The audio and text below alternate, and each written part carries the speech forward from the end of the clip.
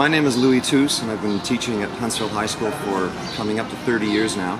And I'm just concluding my 6th trip to Cuba with Canada-Cuba Sports and Cultural Festivals.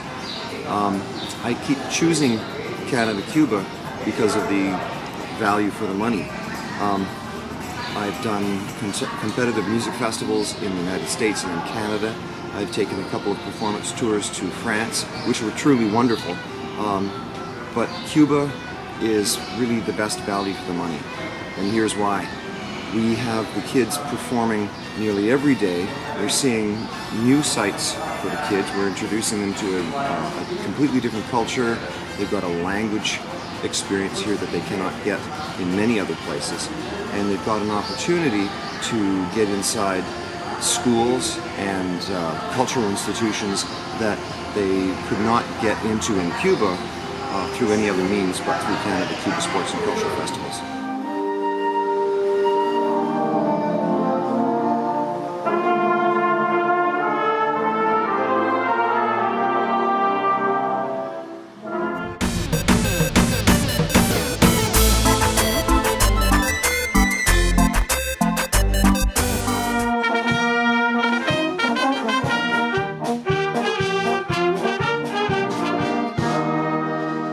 My name is Katie Patterson. I'm from Huntsville, Ontario, and I am here with Huntsville High School in Cuba. It was definitely helpful because they have a different learning style sometimes, like different ways of conducting and different ways of reading music, and how they attack the music is a little bit different from us, like including dynamics and force. So it's really cool to see them being so passionate about music that they put everything and all they have into it. We visited a small town called Cuba and played with the local band there. It was really interesting to see where they play sometimes, and also how they interact with each other, because it was they all seem very professional, even though we don't know how they have been taught music. They have been taught to love it, and that's how we should treat it.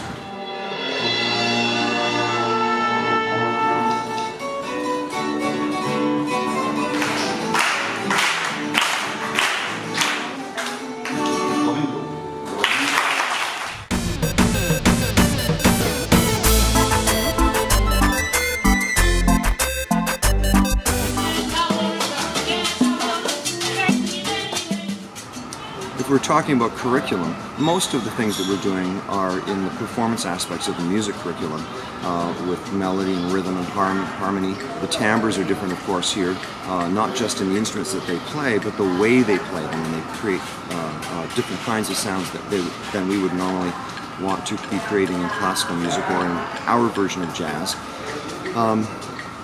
We're working with Cuban musicians on developing rhythmic skills in doing rhythms that we don't usually play back home. We are learning to play some of those Latin percussion instruments that are in the percussion drawer in our music rooms, or are hanging around on the shelf and they never get played, or they never get played particularly well. We're doing that kind of thing here in Cuba. Most importantly, we're interacting with other Cuban musicians, and we're interacting with musicians that are the same age as our students. And that's quite a different thing than going to a festival and having some old guy with gray hair talking about his view of music. We can get that anywhere at any time, I think. And here we're working with kids their age and adults our age. Yes, there sometimes is a language barrier, but that makes it all the more rewarding when we work through, because we start to focus on what really matters, and that's the music.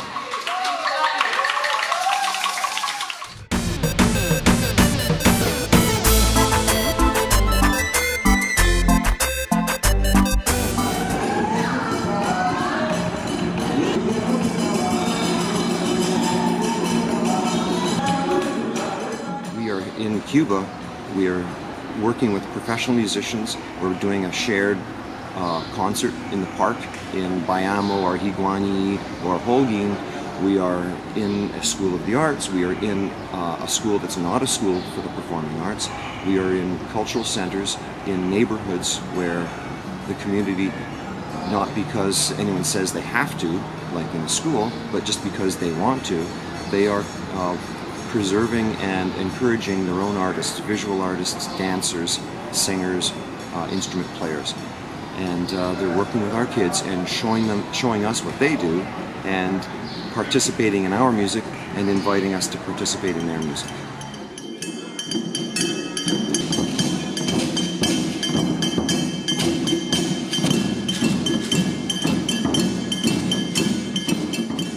I think definitely seeing how they feel the music and how much they love the music and how much it's a part of their culture will definitely change the way that I respect music, even though it's not appreciated the same way in Canada.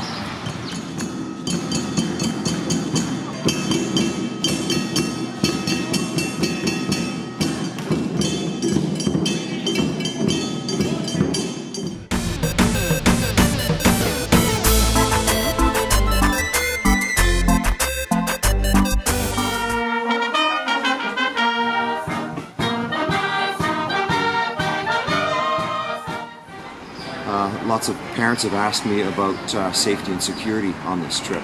Well, it's a foreign country, and it's by our standards, there are some poorer people. Like you would in any Canadian city when you're traveling in the city, you want to watch your things. You want to know where your wallet is and where your other personal important papers are. We do the same thing here, but the water is potable. The bus drivers take care of all of our stuff. Our expensive musical instruments stay on the bus when we don't need them. They're locked up. We have the bus driver 24/7. We have our guide who speaks English very well 24/7. We are guided through all of our activities with efficiency and great care and concern for the students as well. We had a couple of kids got a little too much exposure to the sun, had not put on their hats and their sunscreen, and our guide was very helpful in making sure that they were looked after properly.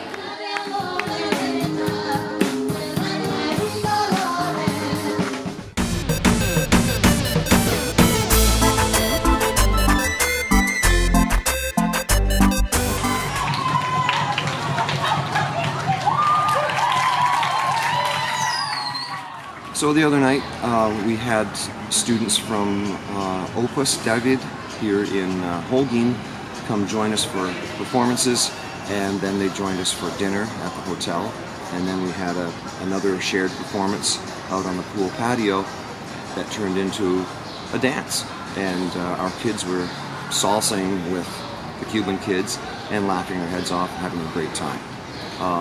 And it's all within the confines of this beautiful hotel, and there's no safety concern because Cuban parents are there, other Cuban adults are there watching their kids because they of course have some concerns about, well, who are these Canadians that you're going to be going and eating dinner with and dancing with? They want to see what's going on too.